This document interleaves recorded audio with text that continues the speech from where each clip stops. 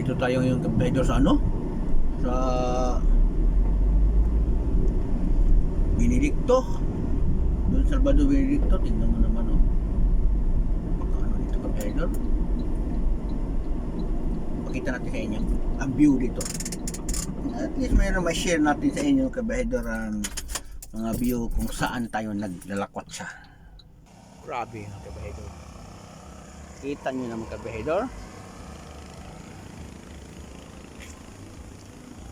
So punta tayo dyan hanggang doon no. Diyan tayo dadaan.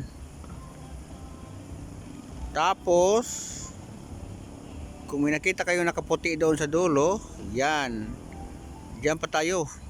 Baba, punta tayo dyan. Hanggang makarating tayo dyan sa bukid na yan. Ganito kalayo ang Don Salvador Benedicto. Kalalim pala dito. Mario Joseph. Lalim. Biro mo yung mga bag na ulap. Kasing ano ko na, kasing tangkad ko na. Delikado dito pala mga ano, slide.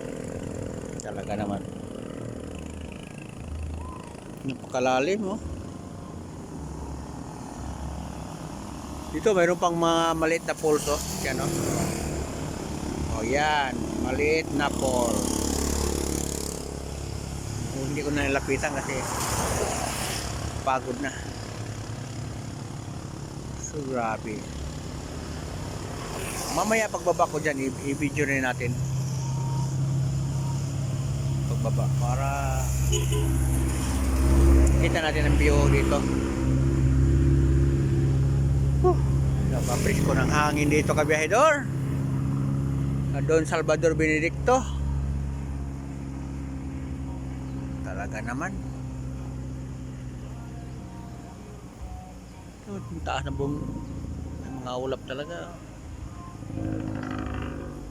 Ito ang probinsya ng Negros Occidental kabiyahedor. Talaga naman. Oh. Agoy, di maklaro ang mukha ko.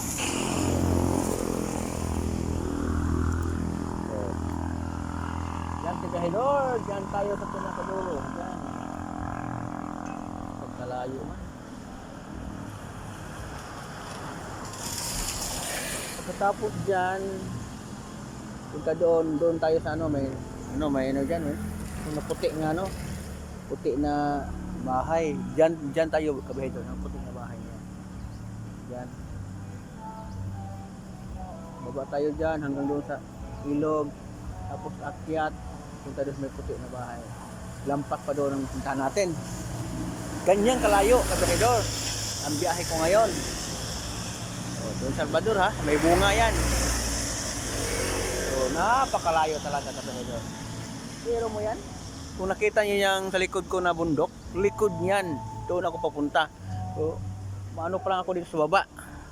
Dadaan pa ako dito sa baba. Ganyan talaga ang buhay kabiyahedor. Biro mo dito, bukid pa rin oh. Diba? Yan lang kabiyahedor.